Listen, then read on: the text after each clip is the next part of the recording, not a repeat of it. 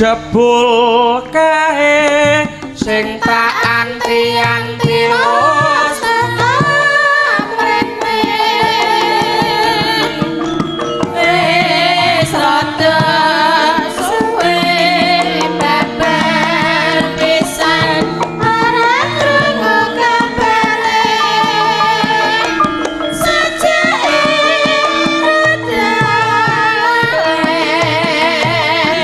mung tansah keting ben yen pinuju geger ati esame ora ati mari kangen moga-moga tansah tentrem atiku dadi tentrem amulane trokan aja mari kangen ulah sira netra kajen yajaiko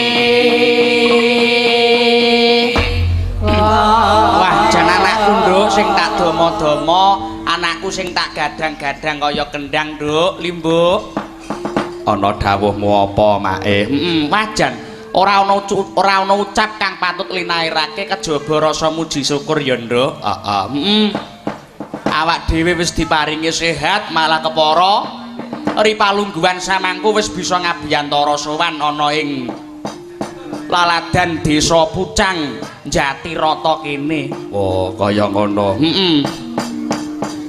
iki ana daleme sapa iki ana panjenengane daleme Bapak Karbin saha Ibu Parsiem nduk wah kaya ngono ya Mak wah jan ora ngono kok rame-rame iki dalam rangka apa sedekah bumi iki raimu no iki dalam rangka Mahargya Putra Mak Mahargya Putra nduk iso ndhawuhke Kang Putra panjenenganipun Pak Karbin oh iso sapa sing diwiwaha sing didhawuhne sapa sing didhawuhne ya kuwi Kang Masku Mas Endra Mulyana melawan kaya tinju Mas Endra Mulyana kelawan Mbak Novika Susanti nduk Mas Endra Mulyana iki putrane Bapak Karbin ewadine Mbak Novika Susanti iki putrane Bapak Sikin padha-padha saka Pucang kene. Nek Pak Karbin iki ra Pucang Kidul, nek Pak Sikin ki Pucang Lor, Nduk. Oh, kaya ngono. Iso. Wah, jan ora ngina ora nyara babar pisan yo mak awake dhewe sowan rene meneh. Heeh, wajan.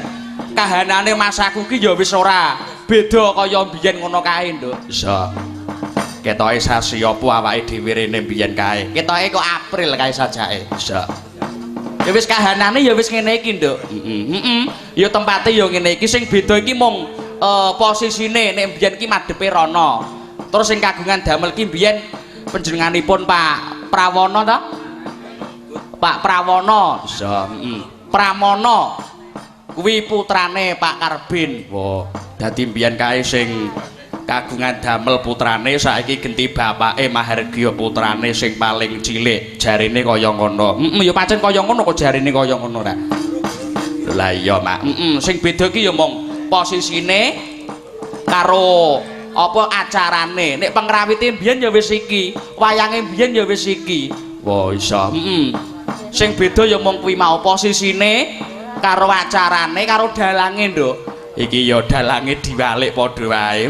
Nek mbiyen kae rak awake dhewe sowan rene kae rak pasian.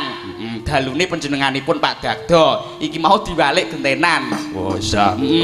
Ingkang siang panjenenganipun Pak Dagdo, begine mung trima awake dhewe. Iso. Wis kuwi, terus sing beda siji meneh, Nduk. Apa? Sing bedhug. Sing bedhug taun buri ora rene, iki rene. Wah, jan elok tenan. Heeh, weh, jan pokoke wis gumiak tenanan sineng kuyung bareng-bareng, Nduk. Iso. Ya awake dhewe ndedonga, Mak, muga-muga sabubare wayangan, sabubare awake dhewe saka kene. Muga-muga panjenenganipun Mas Indra kelawan Mbak Novika bisa dadi temanten sing samawar ya, Nduk. Apa sakinah mawaddah warahmah. Kang Sarta entuk wujute golek kencana sing bisa tata jalma. Apa kuwi? Putra. Wah, putra. Minangka tandha taline katresnan Kang Sarta entuk wahyune jodho wiwit donya prapteng delahan. Wah. Ora ndongake dadi temanten supaya dadi temanten kaken-kaken ninan-ninan. Aja kuwi donga sing kleru kuwi. Nek ndongake temanten ki ya muga-muga entuk wahyune jodho utawa semoga langgeng wiwit donya nganti akhirate. Aja pisan-pisan ndongake temanten nganti kaken-kaken ninan-ninan. Sebab ya apa? Sebabe saiki akeh wong tuwek arep mudyar pegatan ya akeh. Tak kandhani. Sebabe dongane sing kleru kuwi mau, Nduk. Oh iya, dadi nek ndongake manten ki ya muga-muga entuk wahyune jodho ngono wae. Iso. Ya mak ngestokne dawuh, Mak. Lan panjenenganipun keluarga ageng Bapak Karbin tansah manggih hayu lan rahayu, Nduk. Iso. Wajan elok tenan. Rikala semana sing ngabari kuwi sapa? Sing ngabari awake dhewe panjenenganipun Pak Parno. Pak Parno, wah jan sembah nuwun. Wis diwenehi kesempatan iso sowan ana Pucang kene. Biyen kae sing nglantarke ya Pak Parno, saiki ya Pak Parno meneh. Wajan. Wis kaya aku iki wis kaya plek. Ngono. Meneh kaya karo Panji barang ae. Wis ta wajan matur sembah nuwun akeh sing peduli karo awake dhewe. Lah dalah tamune akeh, Mak. Lho akeh bae no. Sawangen to tamu anti semene akeh. Iki sebabe apa? Kowe ngerti jalarane apa ora? Sebabe apa? Sebabe panjenenganipun Pak Karbin ya to. Iki sugih kanca, sugih sedulur. Tegese iki seneng silaturahmi, seneng ngraketake kekadangan, seneng ngraketake paseduluran. Nyatane ambak nadyanto adicara mung kaya ngene iki ning sing kepareng rawuh pirang-pirang, sing kepareng apresiasi, sing padha nyengkuyung ki pirang-pirang, Nduk. Iso. Sing padha menehi pisumbang. Wah jan elok tenan. Tur racake panjenenganipun Pak Karbin iki piyayi sing sukses. Ngono. Dadi kaya nekakne bengi iki kaya nekakne awake dhewe ngene iki wis ora ana apa-apane, Nduk. Ora ana apa-apane. Aja meneh kok nekakne awake dhewe. Lah wong arep nekake dalang-dalang kondang saka Solo. Rumah saku ya kuat, Nduk. Kuat bae no. Pomo iki ya, pomo arep nekake Mas Bayu Wajino kuat. Lho, pomo panjenengane kersa kuat, Nduk. Kuat. apa mau arep nekake Pak Mantep Sudarsono apa kuat lho yen to panjenengane kersa mestine wae kuat Pak Anom Surata kuat Pak Purboasmara kuat ing atase nekakne Pak Anom kuat nekake Mas Bayu kuat nekake Pak Mantep kuat lah kok mung nanggap kuwe pengiritan Nduk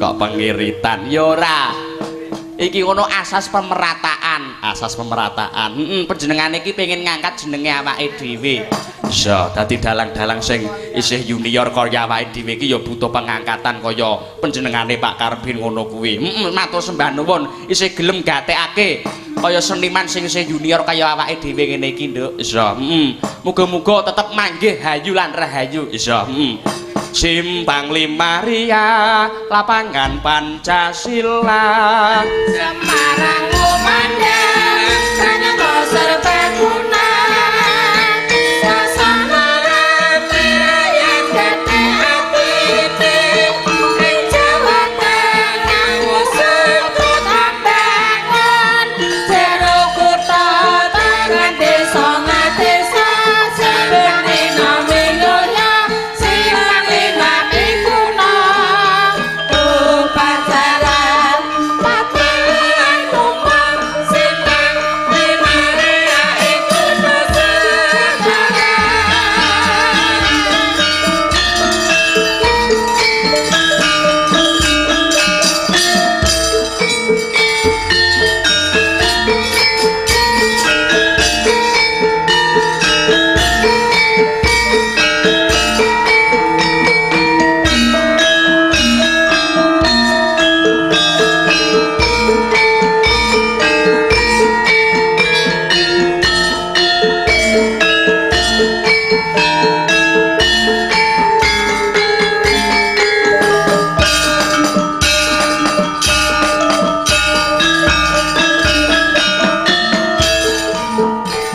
Simpang Lima Ria lapangan Pancasila Semarang Kumandang Pranyata Serbaguna Suasana rame rakyat gede atine ing Jawa Tengah usut tambangan jero kutha Tengah desa ngadesa saben dina yang Simpang Lima Pikuna 14 ke begadang yo Nduk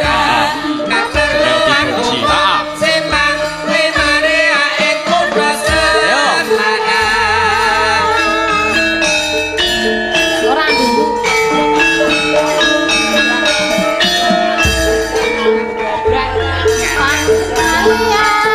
Lapangan Pancasila Semarang Kumandang Pranyata begadang Nduk iso Suasana rame rakyat gede atine ing Jawa Tengah usut tambangan jero kutha Tengah desa ngadesa saben dina minulya Simpang Lima Pikuna upacara keperluan umum Simpang Lima Ria iku nusantara.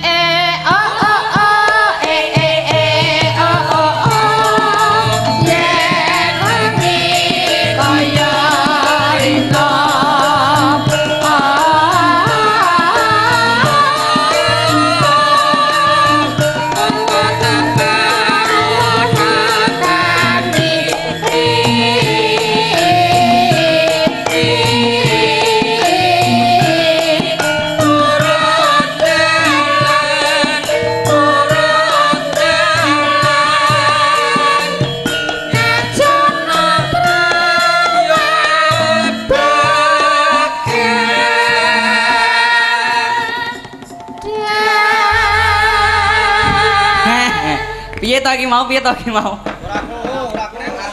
Lah kowe iki ngomong ya ora cetha pas gamelan nabuh. Lah piye mbok kon mandeg sik lagi ngomong ngono? Lah iki nyuwun pangapunten. Ora iso. Pangapunten sakarepmu dhewe apa piye? Ora iso. Wis ora ana pangapuntenan, saya kejam aku saiki. Bodoh piye? Rasah pokoke. Ya iki gandeng anu Mak. Disengkuyung ibu-ibu waranggana. Wah, jan akeh dina iki, Nduk. Pira? 10. Sing 7 wijin. Oh iya.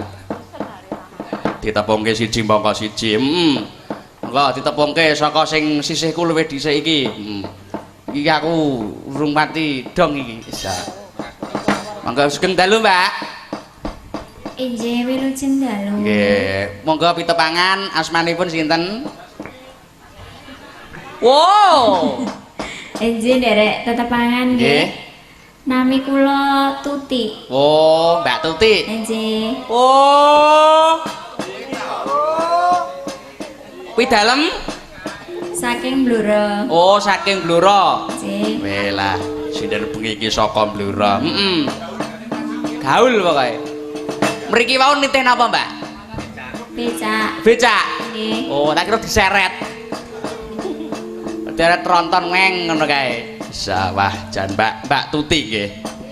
Nggih Mbak Tuti wah jan sembah nuwun. Nduk saka Blora. Bisa. Rek gedek koper. Sing tengah. Sugeng dalu, Bu. Sugeng dalu, Mbak Limbo. Monggo pitepangan.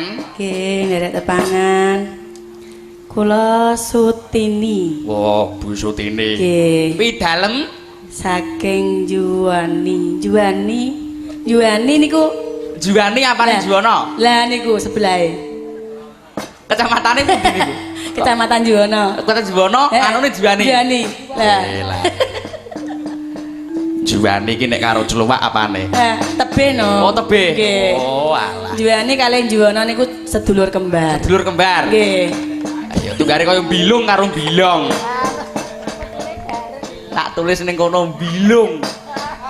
Lah iya kowe iki senenganmu neka-neka. Lah men dadi parapan kok, Nduk. Parapan ki mbok sing apik, dalang Janaka apa piye? Ora ana parapan ku dalang Janaka. Dalang Janaka rupamu urang budal Janaka. Merongos kaya bilung. Wis bilung kuwe wae. Kuwi wis sing bakal dadi muga-muga moncer. Amin. Ya wis kuwi parapane. Ya wis kuwi ora usah digenti. Kuwi wis warisane panjenenganipun Mbah Kartopel. Bilung kuwi. Gawanane Mbah Topel. Ben dadi kondang Mbok Io. Apa? Bilunga. Oh, kere tenan kowe iki ra. Apa neh rek gedek. Lah iya. Lho, nggih tepangan kali. Lho, kuwi tepangan kedah niki. Lah wong bendina ya wis ngerti kok Kowe tepangan. men padha kalih rencange. Eh, Nggih, monggo. Nggih, nderek tepangan Nggih. yung. Nami kula Ibu Sulise. Oh, Bu Sulise. Nggih. Kowe jane lah. Pidalem saking mriki nggih. Nggih. Wah, jan iki. Saking Jogja mriki. Wow, jujuk saja. Nggih. Wah, adoh tenan. Adoh apa kok Indonesia. Iki ibuke utawa mamae panjenenganipun Pak Dagdo. Wah, jan elok. Sembah nuwun, Bu. Sa. Nggih, sami-sami. Mak-make. Apa, Nduk? Iki kira adicara mantenan. Apa kowe iki ora ngaturke wejangan-wejangan kanggo manten. Alah, wejangan-wejangan apa? Kowe iki sebayi wejang barang. Nanging asline ya iso. Nek perkara mejang teori gampang, Nduk. Akeh nek catetan. Kuncine dadi sapa? Kuncine dadi wong omah-omah sing apik iki kudu kenceng, kudu seneng, kudu mateng ngono iki pirang-pirang. Iso. Kudu setia. Kuwi iki akeh nek gur teori ucapan kuwi akeh. Iso. Nek gur apalan kuwi akeh. Iso. Nek gandeng awake dhewe iki ya isih cilik mosok ya arep nuturi kan ya ora kepenak. Ya durung tau ngrasakne krama. Iso. Dadi kita ya kurang piye, Nduk? Kurang nges. Iso. Ya carane nuturi mbok nganggo cara. Aku nganggo tetembangan, Nduk. Aku tetembangan. Iki gandeng semene iki carane wong sing wis pengalaman ki ya panjenenganipun Bu Sulise nek perkara nuturi temanten iso nuturi temanten nganggo tembang. Tembange apa? Dadi ati, Nduk. Dadi ati. Iso. Dibawani langkung rumiyin, bawane Asmarandana. Oh iya. Ah, mangga wis buka sik. Nek bawane kula wakilke niku anak kula teng mriku. Ayo. Kene Pak Suri iki wis mumpung ngalaman nek perkara wong omah-omah iki. Wis kebusah basah pokoke. Bisa. Monggo, Pak. Ayo. Nggih. Latihan ya, Mas. Kon latihan sampean. Latihan golek wik. Lamun arso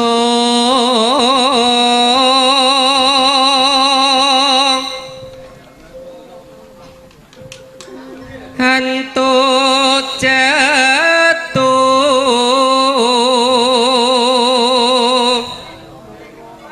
krami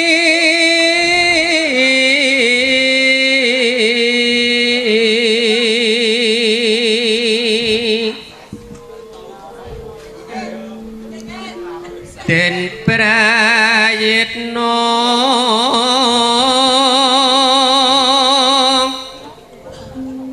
ing pamilih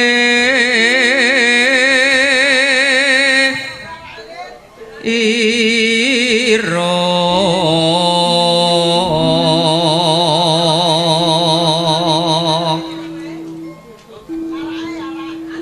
aja waton wadon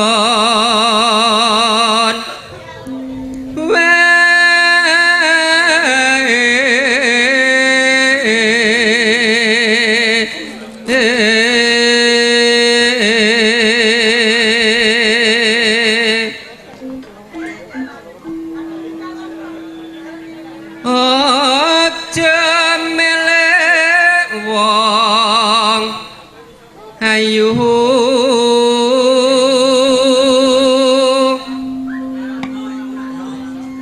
kaping pindho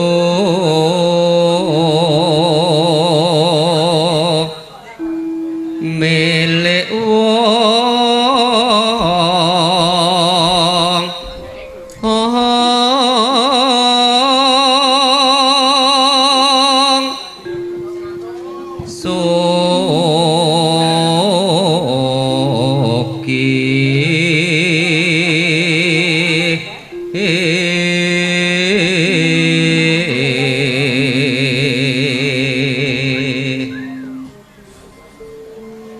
ping telu pangkat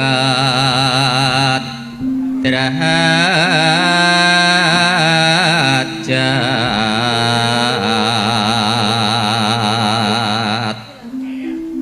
iku bisa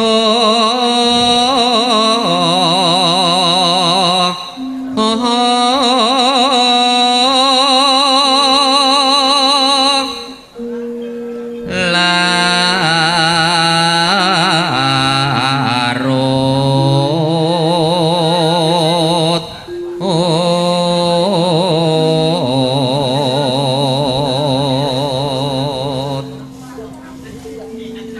kena sambang sarang wungan kapi luting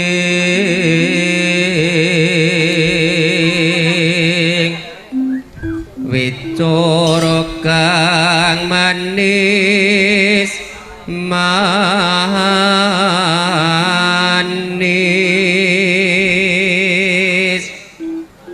marmane den prayitno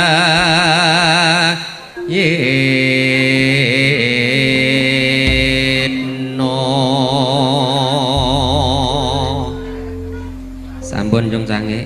Nggih, matur sembah nuwun. Ya, tapaske langgane.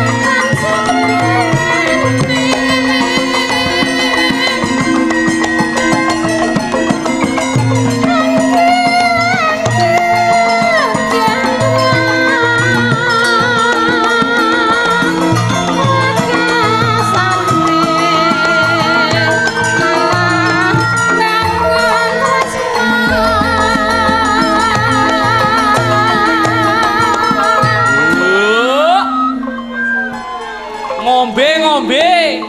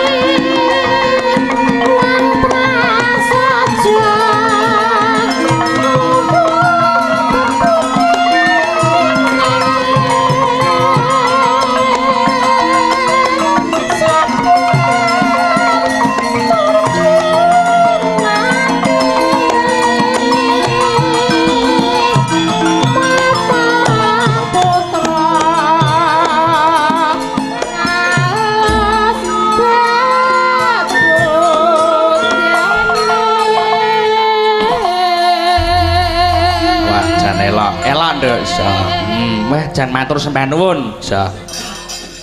Iki mau apa? Dadi ati, Nduk, dadi ati. Wis ki surasane wis kaya kanggo sangu manten ki wis cukup Mas aku. Iki ya ana layang sing tumiba ana pangkon. Enek. Saking kula Bapa Paregjan Patih. Oh iya, nyuwun gending setunggal Tombawati kalih pepeling. Oh iya. Bisa Malik Slendro Mas aku ket bedol kayon iki slendrone urung tau lho, Nduk. Pelok terus. Malah men gereng kok ya bisa. Pepeling. Kok bar pepeling terus panjenenganipun Mbah Kartopel terus dijumenengke kok. Men gayeng bisa. Sing kepareng nyekar panjenenganipun Bu Ngatini. Urut. Kapan leh membancai? Napa? Kapan leh membancai? Lah, napa sinten wae? Lah sapa mau? Bu Ngatini. Lho ya Bu salah. Sutini. Nah, Oh, ngono ya. Ngono kuwi lagi bener. Lah nek ganti ki dadak bancai. oh gur kacek. Beda no. Ragul ya. Lah, Ragul ya. kacek ngate lah aku ora seneng ngate ku mau lho. Ngat. Tek ana ngate ku mau lho. Lah. Nggih. Apa iki? Ngate ini ku mau. Ayah. Wis aku seneng anger pokoke ana sing enong iki seneng aku. Iso gondolop. Panggung ora sepi. Bisa. Anggo bawani langkung rumiyin. Nggih. Ning kula nggih meri padha wae. Kok Mary sebabe? Lah Bu Sulise wau sing bawa niku. Kula nggih padha wae nyuwun niku sing bawa. Pripun, Pak? Pak Suri pripun? Mangga Mas. Lihat apa? Iya. Nek ngono ku lek ketok ganteng tenan. Lah. Ayo Mas ya. Ayo, monggo, Pak. Heeh. Jare sayang karo aku. Loh. Ayo bawa. Andani kok lho ya. Iku adikku kok ya meri awak. Nggih. Wong senengane nggarap kula kok nek. Lah. Lho malah men sae kok. Lah iya sayang ta ora? Sayang. Sayang. Lah iya mulane Rombongan bawa. ora sayang ya susah. Oh alah. Mangga. Rukun Islam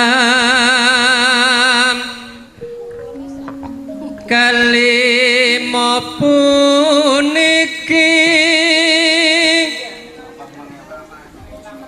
ketindakno mring para sesama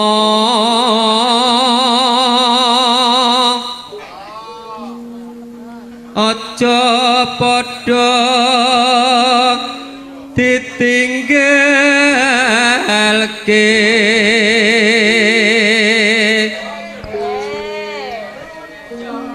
rukun limo niku sahadate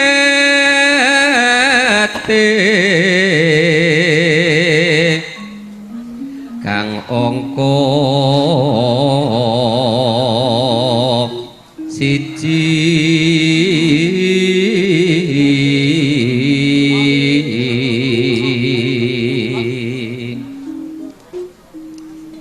kaping loro salat dene kang telu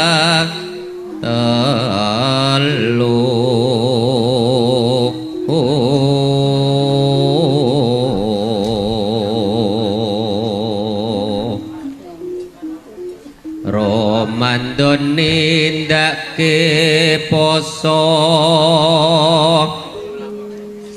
papat yakat ping 5 ngibadah haji rukun Islam sampurna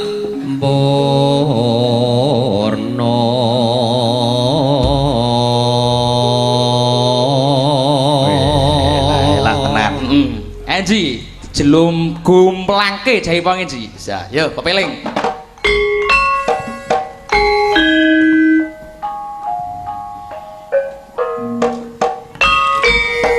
Yo.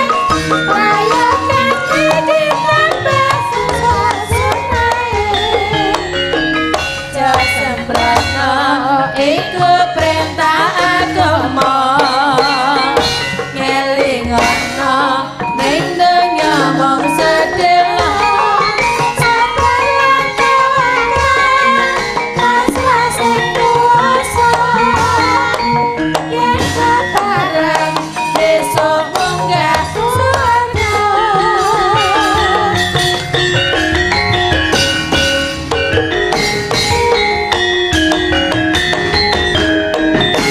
Wajan sembah nuwun. Gayeng yo Mak, gayeng Nduk. Apa? Pepiling karya Ki Anom Surata. Iki panjenenganipun Mbah Topel apa isih lenggah? Weh, lah isih melolok. Monggo Mbah, kula aturi. Apa melolok? Jumeneng wonten pepanggungan, Mbah. Disepoti sing apik, sepoti sing apik. Nonen nonen ning ning nonen nonon nonen nonon nonen nonon yuk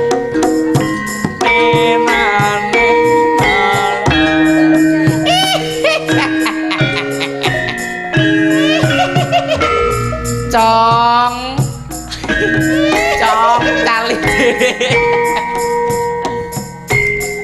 cong tali din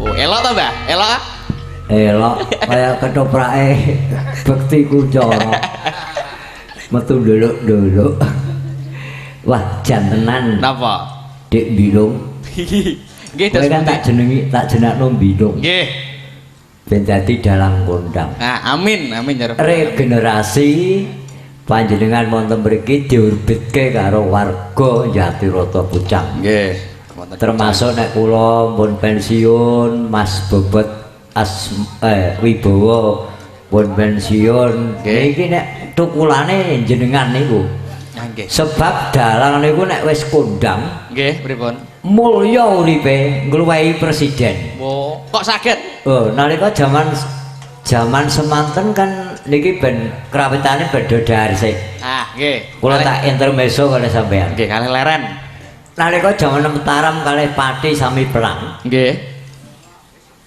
Sultan Mataram pikantuk pangsit nentrepno kudu nganggo dalang sing diduta Sunan Kalijaga nalika semanten entuk pangsit tentreme Pati karo Mataram kudu ana wayang lan sinden lan yoga lajeng Sunan Kalijaga tapa wonten alas roban nggih matur nuwun alas ruban nggih wonten timah wonten mesi wonten tembaga dibuca dadi gamelan pelok slendro ngaten rening ana gamelane kudu ana sindene ana yagane ana dalange kudu ana wayange lalang lajeng wonten kebo dipun beset kados niki wau hari kurban nggih Idul Adha merkorbankan kebo karo kalih mendo dibeset dipuja dadi wayang reneng ana gamelane ana wayange luru sinden Sunan Kalijaga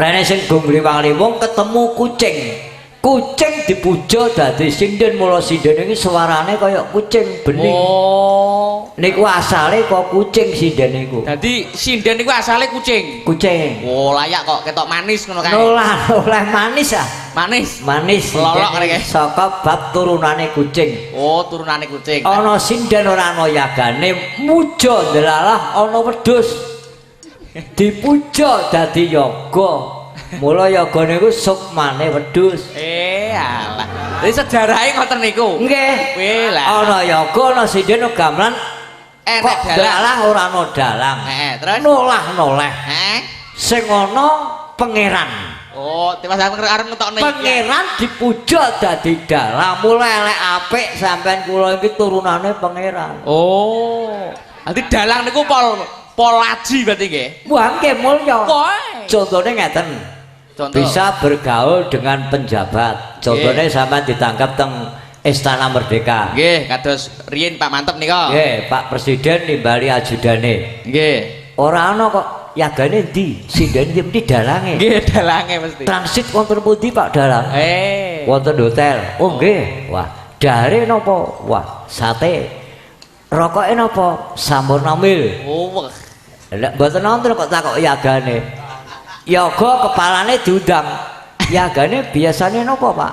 Niku nek mboten RD nggih sukun putih. Lah ngoten. Lek kaya Niku elok saestu niki. Kula mboten ngarang niki. Mulane sampeyan kula dongaaken Mas Bilung dadi dalang sing tenanan. Amin, amin ya rabbal alamin. Dadi dalang sing kondang. Amin. Mulane dalang-dalang sing kondang niku jenenge lak nganggo O. Oh, contoh Ki Haji Anom Surata. Ki Haji Anom Surata. Oh, Mantep Sudarsono. Oh. Oh. Joko Adiwijaya. Oh. Lah kartopel kok kondang ngantek buang kaya ora kondang kudu diimbuhi sampean iki. Ditambahin apa? Kartopelo. Kartopele lo. Kartopele lo. Nggih. Alhamdulillah niki panjenengan Pak Karbin boga putranipun. Nggih. Mugi-mugi dados keluarga sakinah mawaddah warahmah. Wah, samelah. Warangana sakniki Mas do tumpakne mobil-mobil Mas. Saniki? Nggih, Mbak Tutik mawon wah, mobil Mbak Tini nggih. Mundhut mobil. Oh. Bu Hajah Sulising nggih mobil. Sing nyopir niku Pak Darji delala wong nggawa kanca kok ditinggal. Nate main Mas. Teng pundi? Teng Mayong. Mayong nggih. Betul Sanaji. Mampir teng Alfamaret. Alfamaret. Ki ambeke bablas Sanaji ditinggal. Lah anu kabulusanane pripun? Kawasanane Sanaji kan ngojek ah. Grab. Di motor anyar-anyaran. Lah iya wah jane. Niki son sesime Mas Edi nggih. Oh nggih. Alhamdulillah. Penak tenan. Penak. Swara ending. Nggih. Nggih. Bojo kula karepe kaya sinden Mas. Lah piye? Untune dibendrak barang karepe. Dirut ngoten lho karo wesi. Wesi. Delalah malah bingungno aku Mas. Kok saged? Aboh untune kula tambahke teng Semarang dokter ora iso melayani. Lah terus? Bingung, kula teng Jakarta. Teng Jakarta rumah sakit Jakarta ora iso nambani dokter bingung. Bingung malih Mas. Teng Singapura Mas. Dokter Singapura ora iso nambani. Saking pegel kula wis ketok gulune dokter. Aku ya ngono ae. Wis karuan. Wis lah apa karuan. Nate gulurah. Malah gampang rasa raup nek esuk. Rasa iki kula tak nyekar nggih. Nggih, monggo. Tak nyekar. Apa? Gubuk asmara. Weh, lah anyar iki. Kulina. Niki krawitane wah jandon-jandon Mas. Wah, jan elok iki. Sing balong niku Mas Bagong piyai saking Plukaran. Elek piyayine tanpa rupopeh wong yoga. Jebolane menika kaur. Kaur desa niku nama sani kami tuwa nggih. Kami tuwa? Nggih. Sing enong mbek ngoten nggih mantan penjaga SD. Oh. Sing gendar iki pensiunan Pemda. Saestu. Nggih. Sing endang Germo. Germo niku tegese awake seger tur narima. Oh, isa. Aja kleru penampa. Tak kira juru gonceng. Kowe kok guyu lho, Tin. Pe mobil manyar. Iya. Ngambil cartane tak bawa pocong. Apa? Buk asmara nduk bisa. Biasane lek nganu Joko melarat. Beneran iki. Badhe melarat terus kok aku. Lah, niki kula leh. asline niku sing jalani malah, Mbak. Nggih. Niki mungkin panjenengan Pak Bobot Wibowo nggih rawuh wonten mriki. Nggih, wah jan sembah nuwun sing. Menika Piyayi Mulya Mas sak menika. Kok saged? Mas sugih dadakan putrane sami teng pelayaran. Kabeh niku wonten nasibe Dede Mas nggih. Nah, nasib kodrat. Mobil mohon Pajero Sport yang harga 700 juta rupiah. Aku motor Mio pedotan Mas aku digudak polisi. Bingung aku malah. Nate jenengan ngoten niku. Ngenate ah. Lho, nek polisine wong kenal kula. Salam damai polisi. Salam damai wis. Salam damai. Nggih alhamdulillah Kecamatan Kayen menika badhe disulap kados kutha Pati. Oh. Sebabipun ngaten Pripun? DPR daerah wonten Mas Ali Barudin, DPR Jawa Tengah Mas Supriyanto Japrek, DPR pusat Pak Sudewo. Lho nggih mboten. Nggih. Ini ora-orane bakale kayen dadi kutha terkenal. Kutha terkenal sing kondang. Nggih, mugi-mugi budaya kita ampun ngantos curus nggih Mas. Ampun ngantos, pokoke kudu dilestarikan terus, diuri-uri lan diurip-urip. Ya didukung penjabatnya pemerintah daerah mendukung, Nggih. masyarakatnya juga mendukung. Nggih. Dalangnya utawa senimane berkreasi. Nggih. Nggih. Dalange pirang-pirang yagane tukulan mboten enten Mas. Nggih. Sakene. Maka Biasane barang gono ku di buku kepean kok gayane saiki ora buku kepean Pak. Lah saniki tarjo online niki pun enten Kak. Nggih. Komplit. Ngeten iki nggih wonten apike wonten eleke Mas. HP ngeten iki Android ngeten iki. Nuwun sewu Pak Mulane Mbak Tuti kowe nek nduk HP ngene iki aja pokok dodo. Ora ono sinyale daerah pegunungan. Mbak Kandani. Pak Kartopel nuwun sewu. Niki kula nyuwun pengendang jaip. Lagune sing enten jaipongane sing macem. Jadi Nggih, Pak. Jaipone keng pucang ya? nggih bibit pengendang jaipon kersanipun keplakane banter sithik. Oh, nggih. Badhe kula sawer niki. Oh, iya. ayo siap-siap di kowe di. Nggih. Wah, wis mengingis kowe ngene iki. Wes pokoke jaipone cilik urung mudeng dhuwit.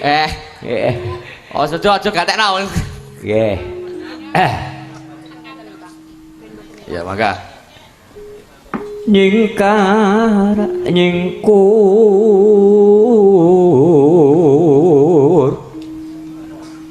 wiwitane nyingkar nyingkur apa tak jengkol yang map blonder aku lingsom yen ke mutan lelamban kang kawuri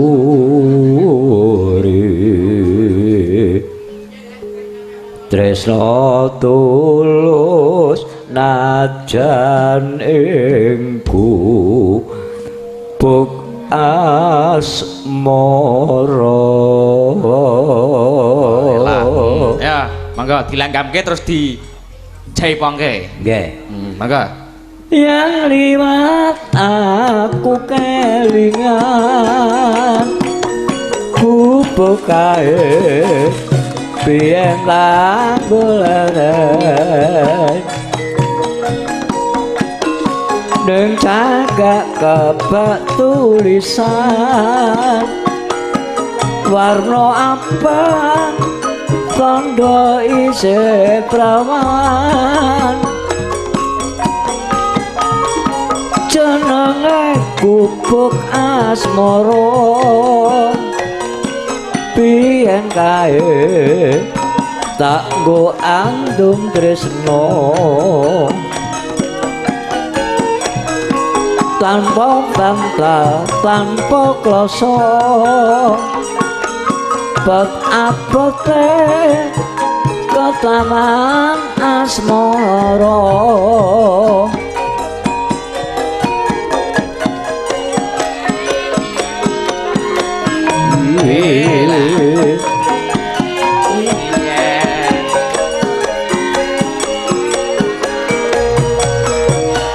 Kelangan kiblat kowe wis.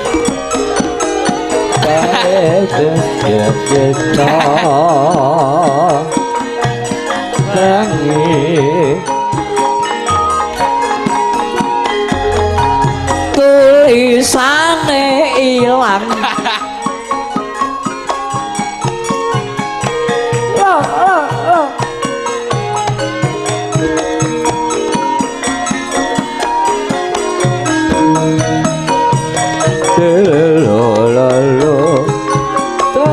tol arati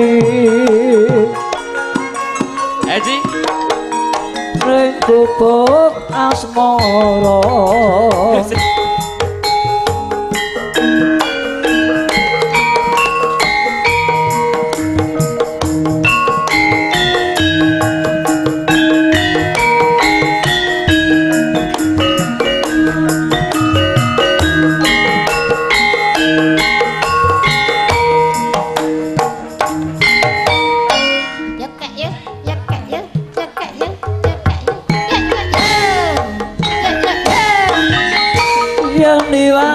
aku kelingan kuku kain biar tak leren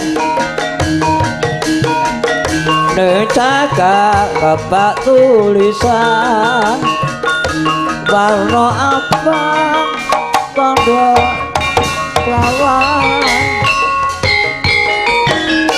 jenenge gubuk asmara biyen kae aku anggun tresno tanpa bantah tanpa krasa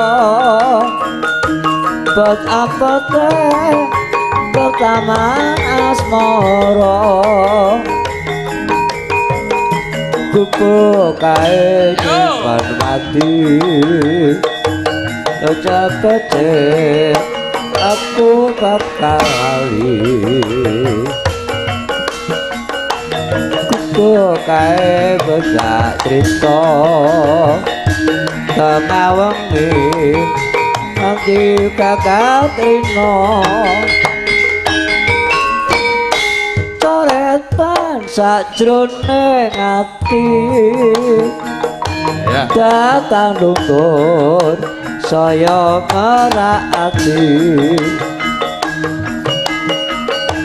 aku kowe dadi garwa merga piye ing gubuk asmara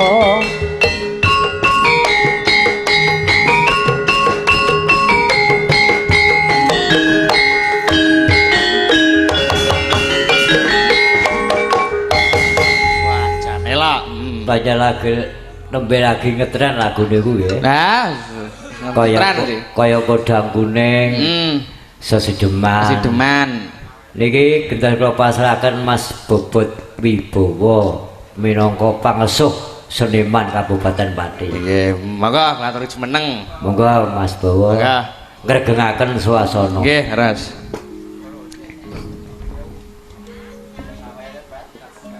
Winji, wis urung ji kowe ji? Wis. Wah, wis ngasingis kowe. Kene mrangos e. Ora apa-apa wis dilunasi ket mau kok. Meneng ae. Dit. Nun. Lho. Dit. Oh, kula wonten dawuh, Bapak. Tak sawang anggonmu mayang luwih maju timbang biyen. Oh, nggih alhamdulillah. Biyen panjenenganipun festival nanti Dit. Festival?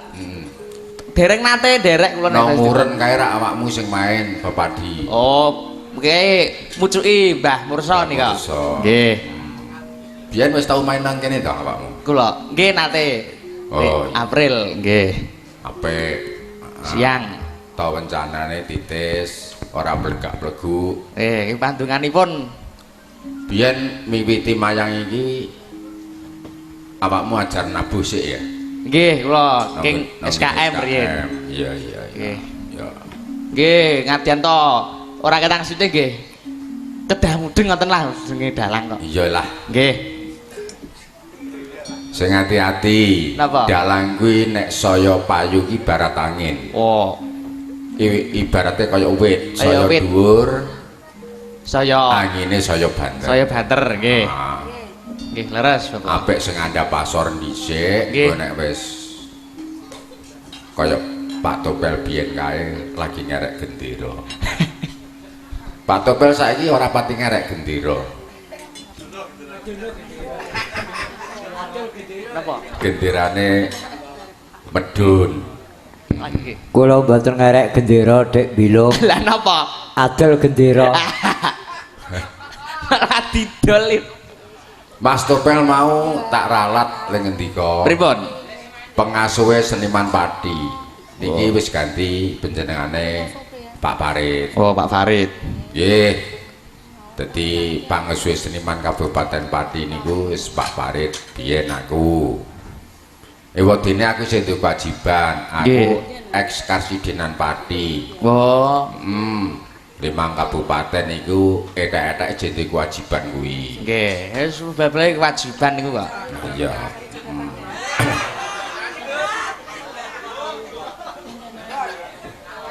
Piye iki? Jos, pripun, Mbak? Apa agung iku? Wah. Jos. Jos. Pak sapa? Sesideman.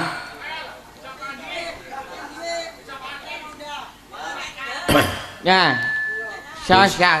Ngambil cakapannya Sesideman Bu Surise. Oh, nggih. Mangga. Salendro songae Mas. Gamelan iki pendhit e.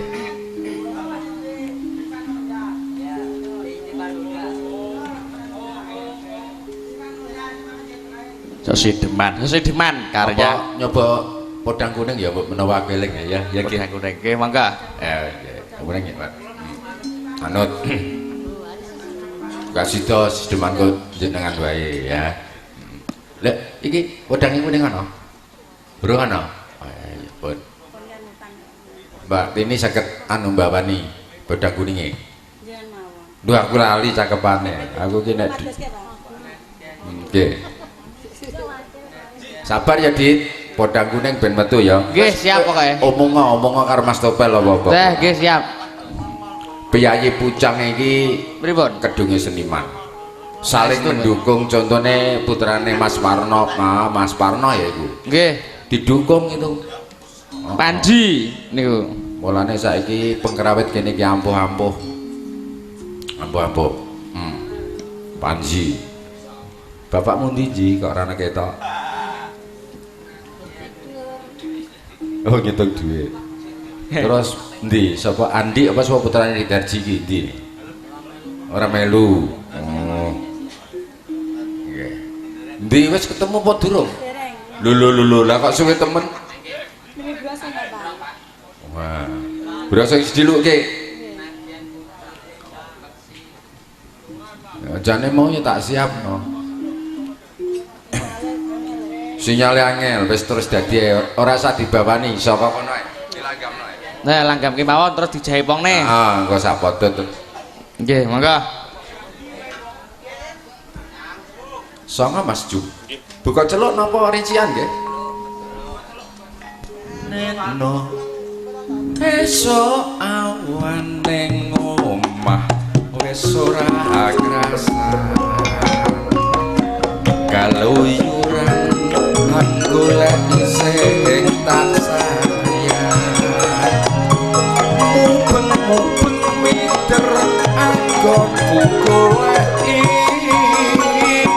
ora krasa esuk awan nganti bengi. Eman yen nganti liya kang ayah kleyang tak sawang wencong ning kegancangan tak rindek saka kantoan saruri ngoceh dheweke kaleh penconan elakae tak sawun kok aja ngecek podang kuning agawe pikir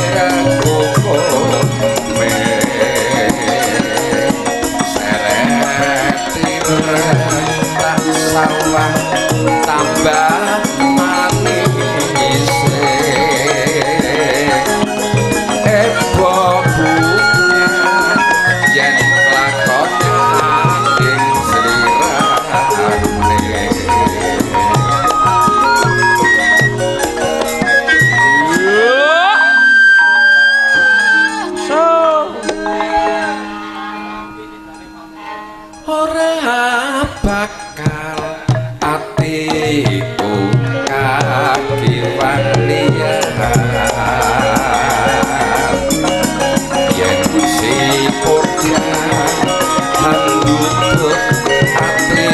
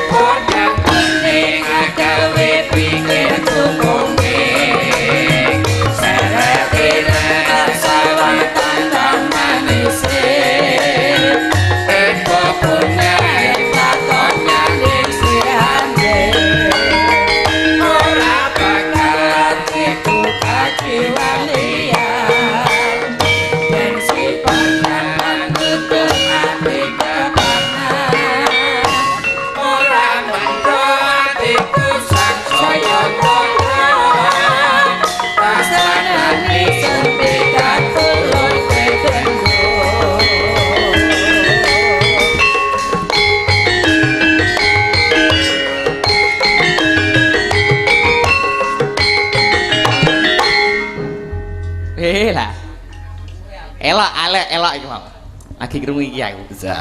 Wis dadi. Nggih, matur sembah nuwun, Bapak. Mbah Topel iki nek. Nggih. Niki wau nggih wonten nganu. Nggih. Badhe. Monggo pitupangan langkung rumiyin. Asmanipun sinten, Mbak? Nggih asmanipun kula Hertini. Oh, Bu Hertini. Nggih saking mriki nggih? Nggih. Oh, badhe nyumbang lelagon menapa? Monggo. Kelinci ucul. Oh, kelinci ucul. Nggih nyumanggaken. Kelinci ucul. Nggih, karya Kinarto Sabda. Nggih, Semarangan. Monggo, langsung mawon. Nggih, langsung Nggih, mawon. nyumanggaken. Mboten suka teki, Mbak. Yo ya ben kelinci ucul barang aja mung sekat iki terus. Ucul. Monggo. Nggih.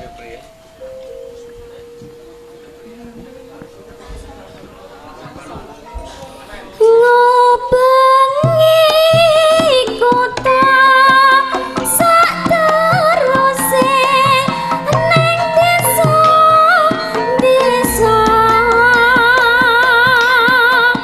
margo aku goleki sing tak tresnani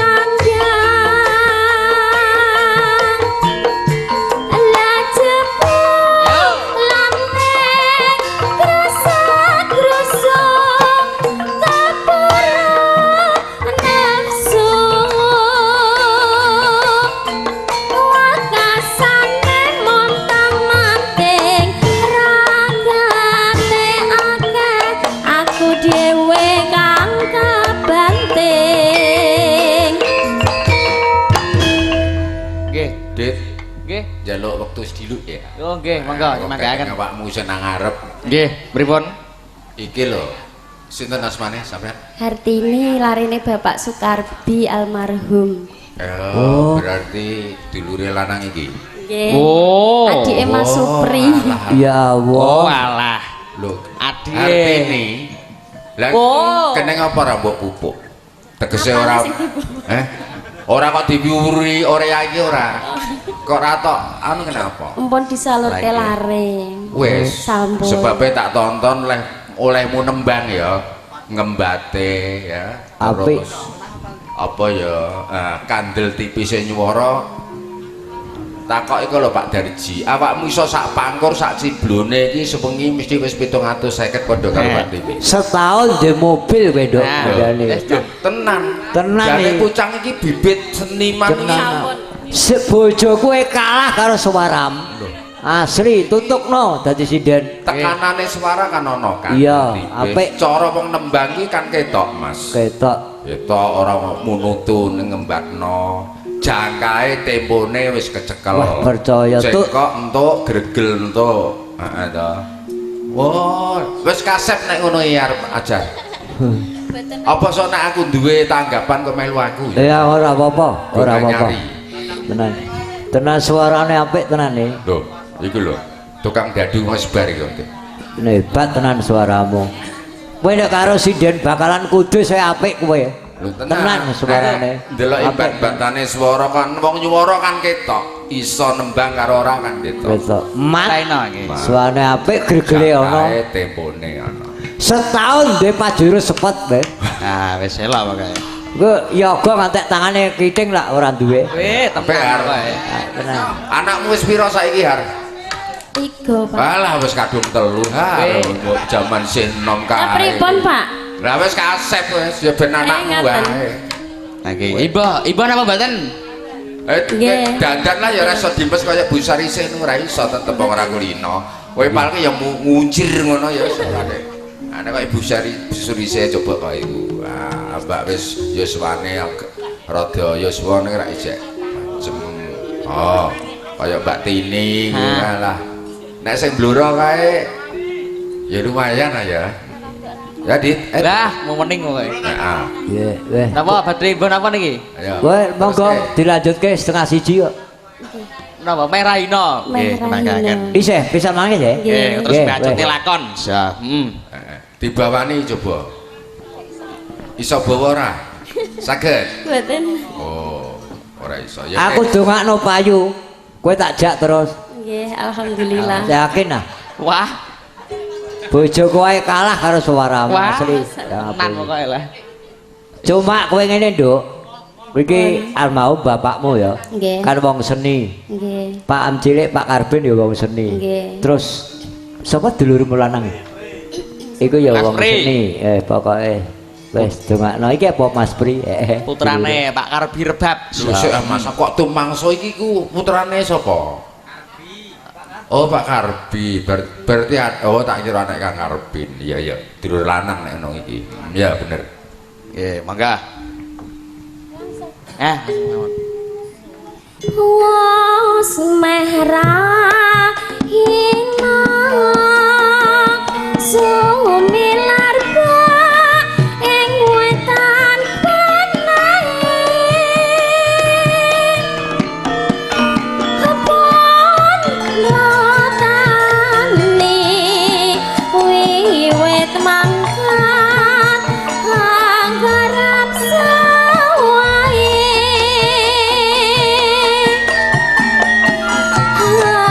manggul pacong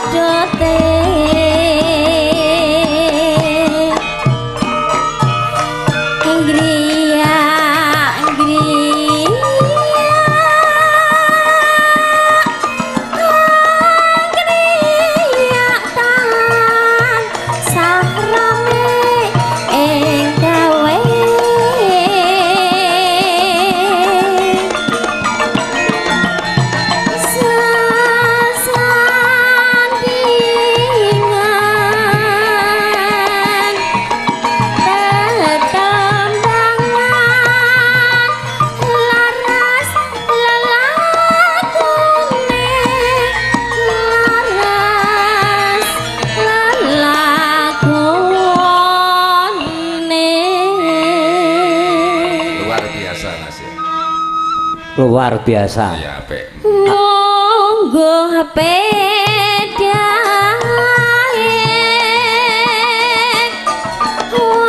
wanci ngono tikal panutune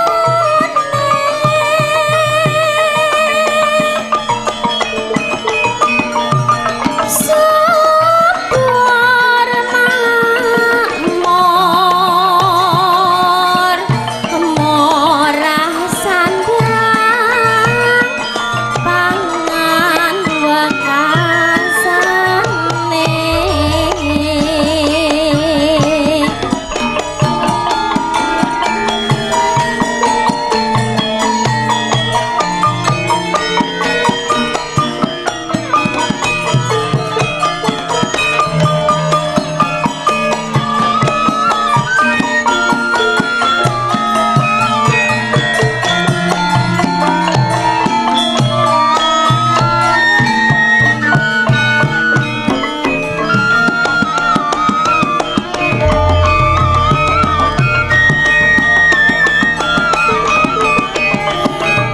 wos merah lino sumilar ing wetan pranae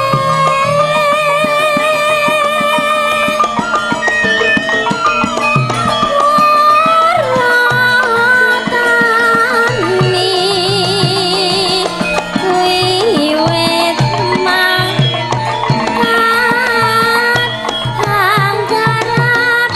Yuk.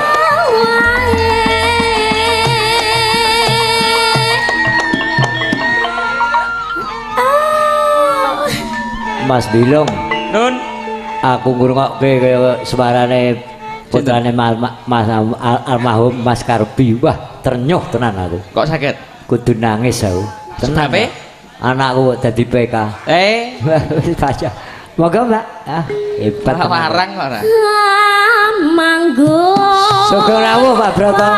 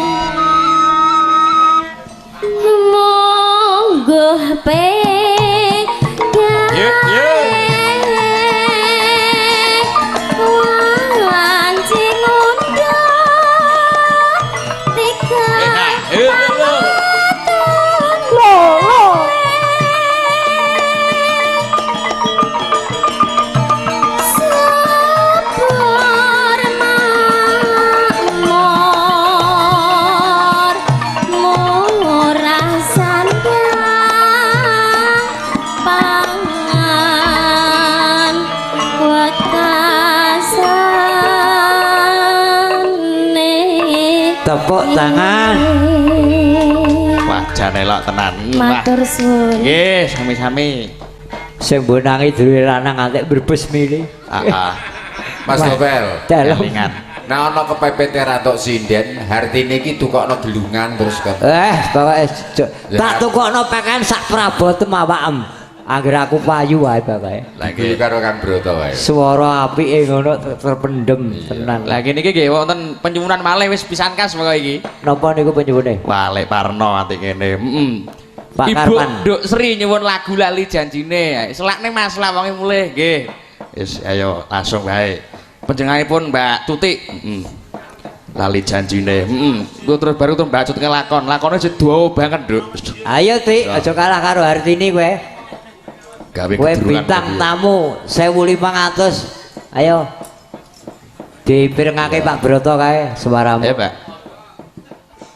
Mangga.